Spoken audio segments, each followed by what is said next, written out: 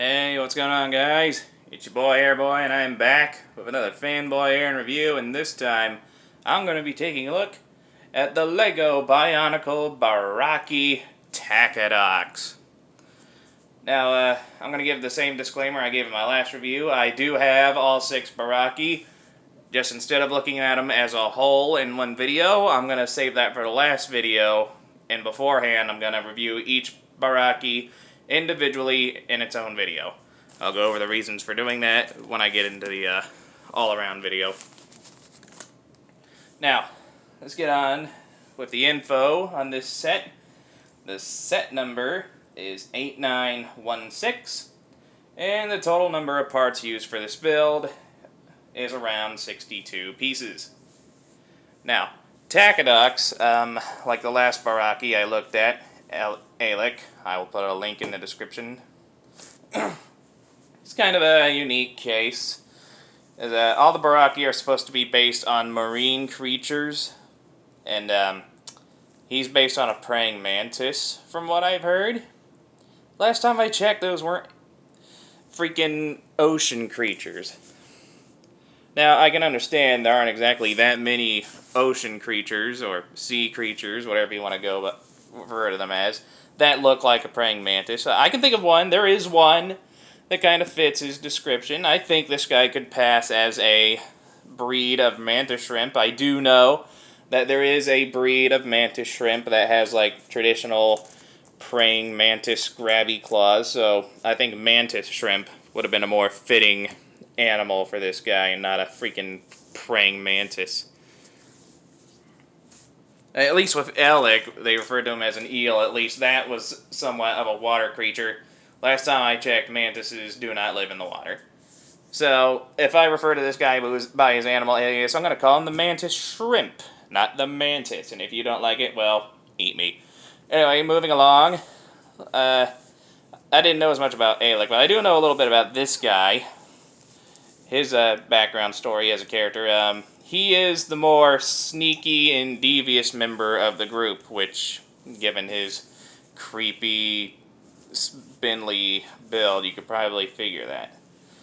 Like, they never made a movie for the 2007 story, but I imagine if they did, this guy would probably be voiced by the same guy who played Starscream in Transformers Prime. You know, it's funny, I really love that guy, but I can never remember his name. Anyway, moving on. We're going to talk about the bad things and the good things about the set. I'm probably going to screw up a lot like I did last time, but, you know, the hell with it. If I see a negative, I'll point it out. If I see a good thing, I'll point it out. Now, negatives.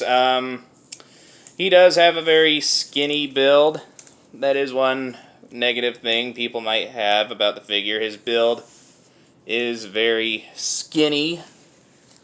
But that's kind of the idea. He's not the physically strongest of the Barraki. Physically, he's actually the weakest. He prefers using his mind rather than his brawn to deal with his problems. And I like characters like that. Which is why he's one of my favorite Barraki. See, another negative people might have are the little red spikes breaking up his color scheme. Now, personally, I do not have a problem with that. I think a consistent color scheme should have at least one accent color, which kind of breaks it up, and I think the red spikes kind of work in favor of Takadox here.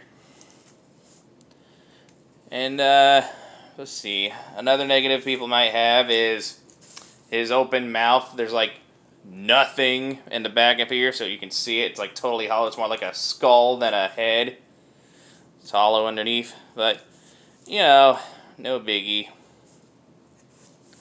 And, yeah, I think those are really the only negatives I can think of that I have with the figure. I'm sure there's plenty that the Bionicle community have, like plenty of negative things they have to say about this figure, but as for me personally, those are really my only gripes that I can think of at the moment.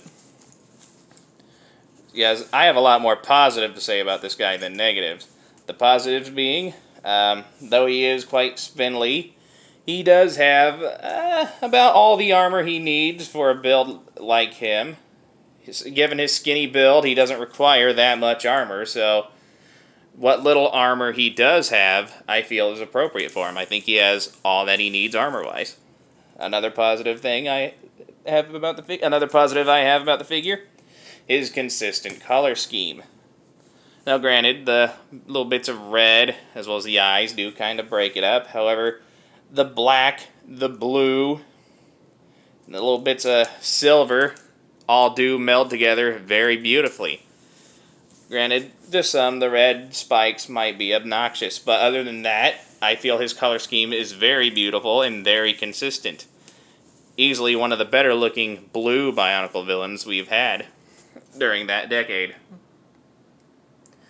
Alright, another positive I have with the figure is his articulation. That's something I didn't cover with Alec, as his articulation, but most Bionicle sets after 2004 all have really, really good articulation. Like, you can get some really good, really expressive poses out of these guys.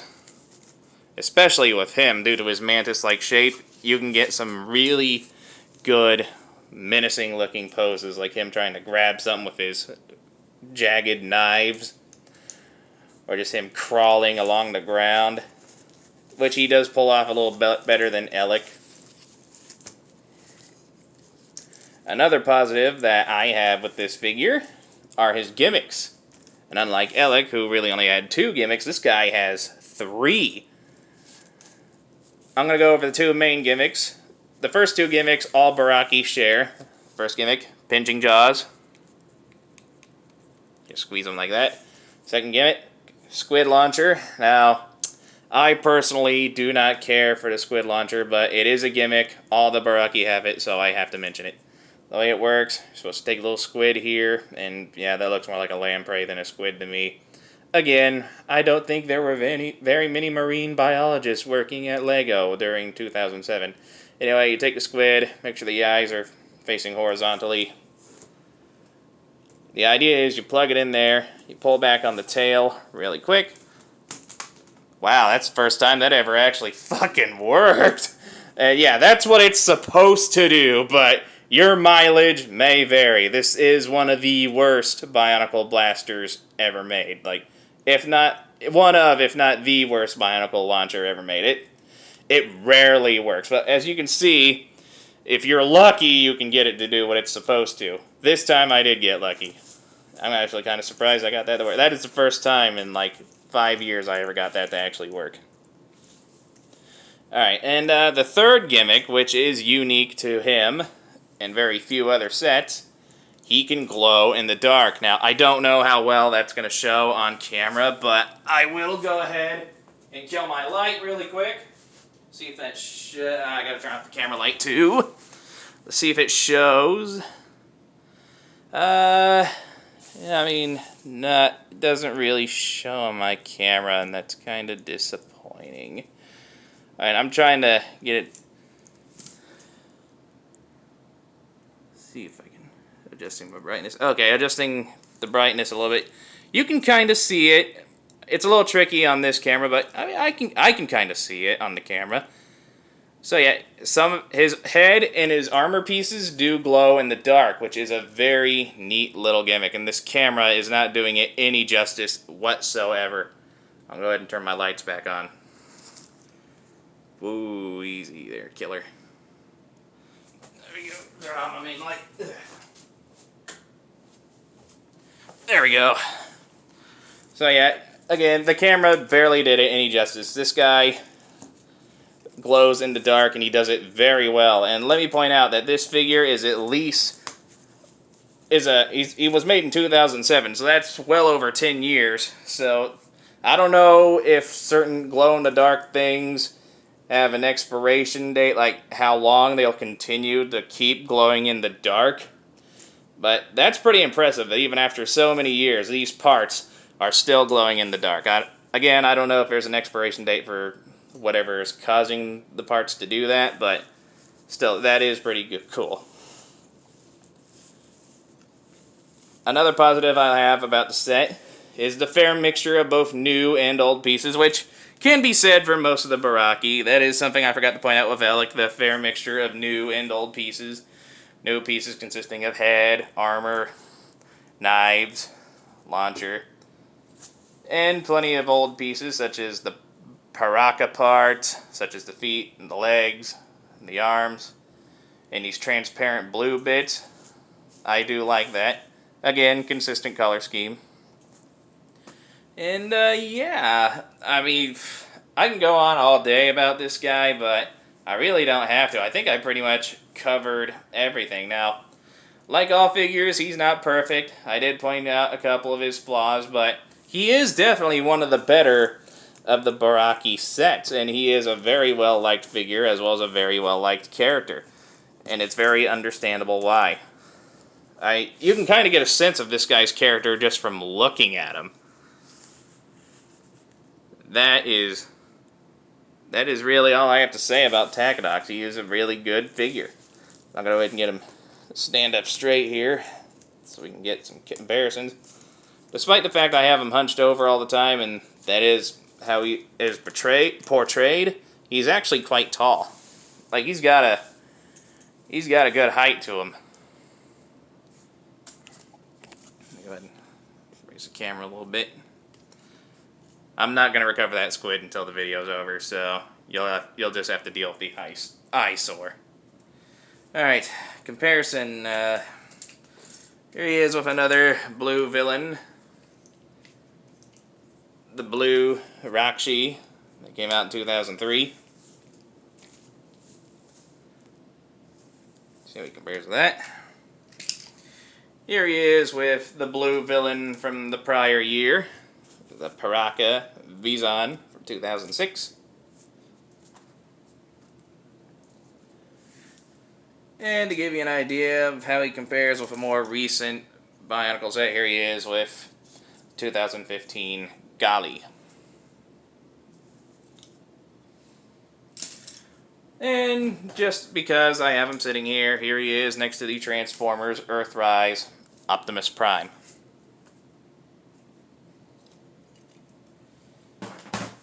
Alright, now,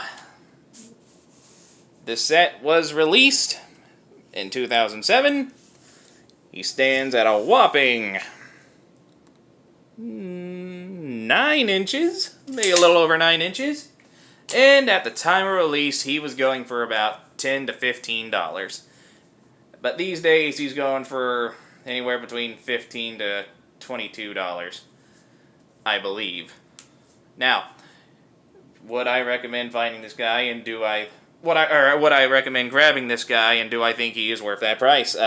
Hell yes. He is easily one of the more popular, better Barraki sets out there, and he just looks really cool. I mean, he is a really good figure. Very well articulated, a very solid build, beautiful color scheme.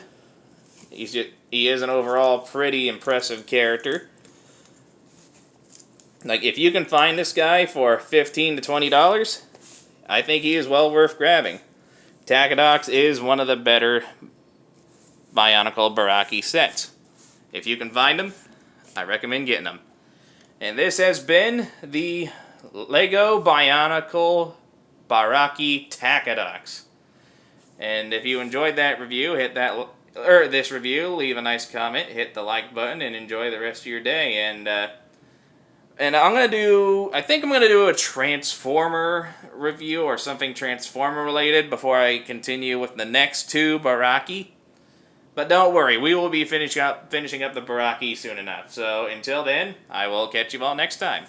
Bye bye.